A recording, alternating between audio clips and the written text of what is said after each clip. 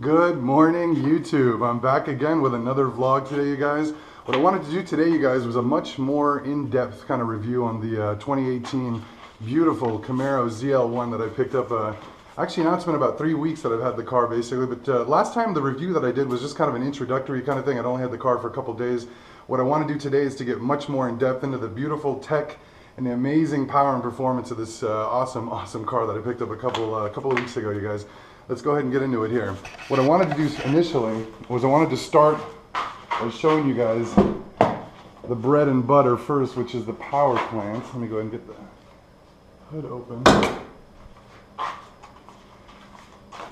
Now the 2018 Camaro ZL1 is powered by the famous LT4 motor.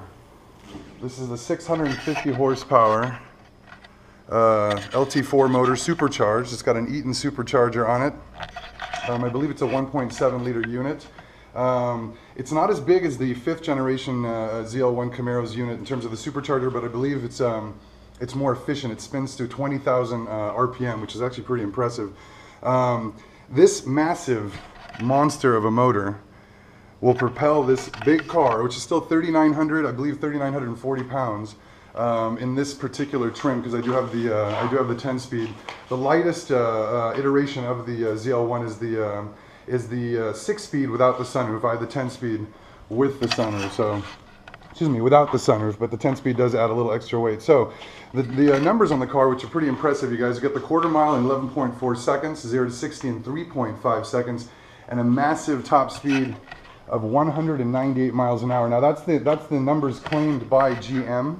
But I believe GM, what they did was some minor aero adjustments, like probably just taping off the hood, and they got it up to 202.3, which is pretty impressive, basically here. Now, in terms of the top speed and that kind of thing, because you can't have just pedestrian aero on these types of cars, I wanted to show you guys some of the aero on the car itself. You've got this huge front splitter, which is obviously going to add downforce. Now, when you look at the aero graphs on the car, you guys, the really interesting thing about it shows actually that the entire front end of the car is lit up red, showing that you have maximum downforce basically just on the front end, and also from beneath.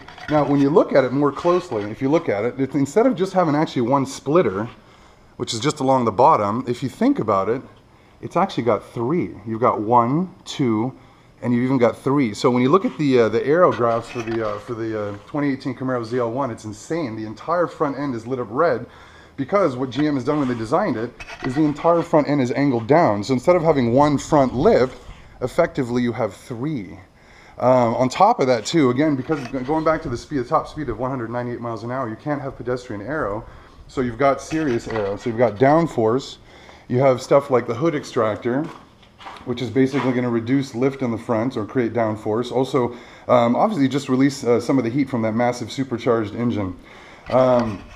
Now the other kind of stuff here that I wanted to show you guys in the car, you guys, I wanted to jump into the transmission of the car, which I cannot get over, especially after having this car for about 3 weeks.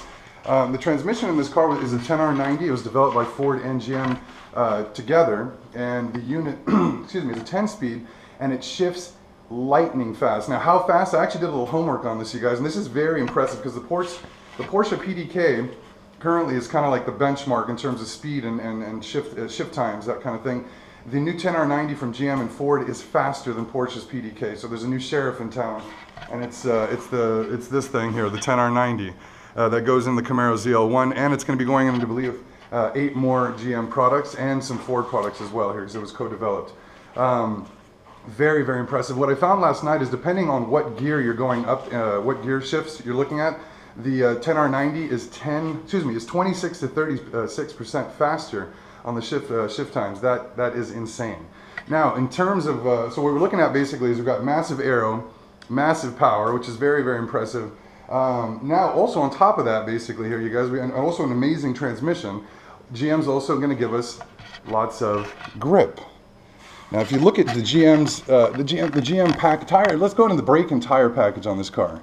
What we're looking at basically is you got a massive 20 by 10 wheel in the front with a 285/30, and it's not just your standard, max performance tire, you guys. We're looking at an extreme performance tire. So these are track tires for the street.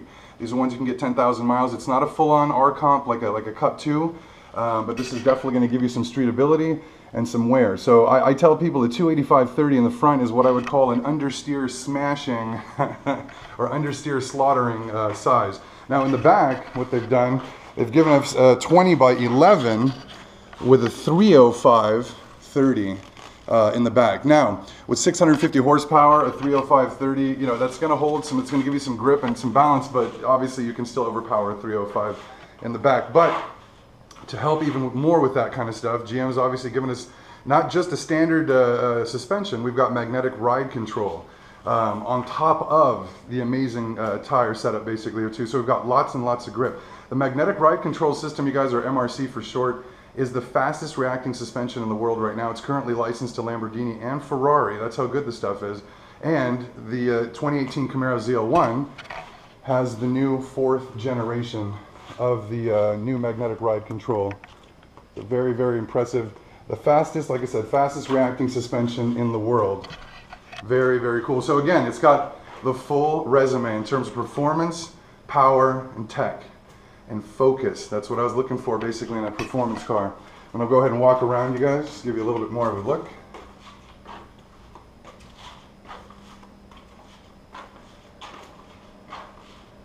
Very, very nice. And this is the, like I mentioned in my previous video, guys, this is what they call the Nightfall Gray. After a few years with the bright red ISF, I just figured I'd go a little bit more low-key. And I did get the one with the striping. Again, when you shop for these cars, what you find, you guys, is if you don't want to do the sunroof, and that's what I wanted to avoid for more room on the track, if you don't do the sunroof, you don't get the carbon fiber insert. I wasn't super happy about that, but in the end, I've gotten used to it, and I kind of like it now. Actually, to be honest, it jives with the, it jives with the, with the stripe, and I like it. Now, what I want to do lastly, you guys, is just go ahead and jump inside the car, and give me a second here. It's going to take me a second to get in here, but I wanted to give you guys more of a kind of an in-depth look at more of the interior stuff here. Let's go ahead and take a look. I'm going to start it up for you guys. She always starts up with that nice growl. What I was going to go ahead and show you guys basically was some of the just run you kind of through some of the menus in the car and the performance traction management system. Just super quick here. Turn this down here. All right. Let's turn on the AC. The interior of the car is actually really nice. You guys I love it. I'm really liking all the Alcantara suede and detail everywhere. Looks really nice. You know, for this level of car, you want a nice interior, and I think GM definitely knocked it out of the park with this. This does not look like the previous the GM materials. I mean, even just the fit and finish, all the contact points, the steering wheel, the shifter, everything that you touch in the car looks really nice. Ergonomically, everything's laid out very nice. You've got this beautiful screen. This particular car, you guys, I did get it with the PDR. That was one of the things I refused to go without. The PDR, I always tell people, makes it really fun. It's like the car has its own built-in GoPro. Let me go and shut the door here for noise. It's like the car has its own built-in GoPro, which is awesome. And the cool thing about it, I always tell people, you can make it like your greatest hits. So if you're driving around and, let me see here, your recorded sessions, you want to play around with the car, do anything, basically it's kind of cool. You can record your sessions. Let me see, come back out. Other main thing I do love about this car, you guys, is the PDR. The secondary thing I would say is the Apple CarPlay. Now to connect the Apple CarPlay is really simple. It does have the standard Bluetooth kind of settings, which most cars, you know, as soon as you jump in, the Bluetooth just connects. With the Apple CarPlay, all you have to do is just connect the white wire, the Apple wire, to the bottom of the phone, and it just takes, the connection system will work. Now when you click Apple CarPlay, then all your apps from your phone will show up. Now I don't have every single app, but again, you've got enough. So super cool. You've got your phone on your screen. Then you come back, you have the standard audio settings. Now the cool thing, other than the Apple CarPlay, you guys, it's the lighting system, which I'm sure you guys have seen in other reviews.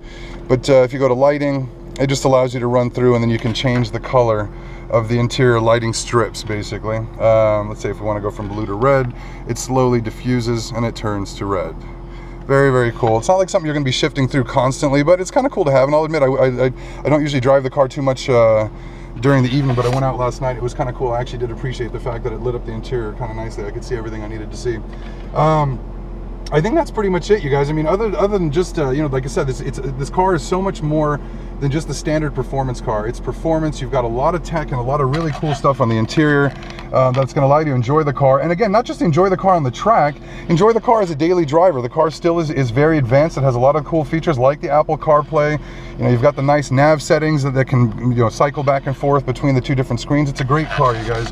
I hope you guys enjoyed the videos. I'm going to be making a lot of videos with this car, and if you enjoyed the videos, please subscribe to the channel, press that like button basically, and look forward to the new videos are coming. I've actually signed up, actually last night I signed up for two track days coming up. We're going to be headed to California to Chuckwalla Valley Raceway.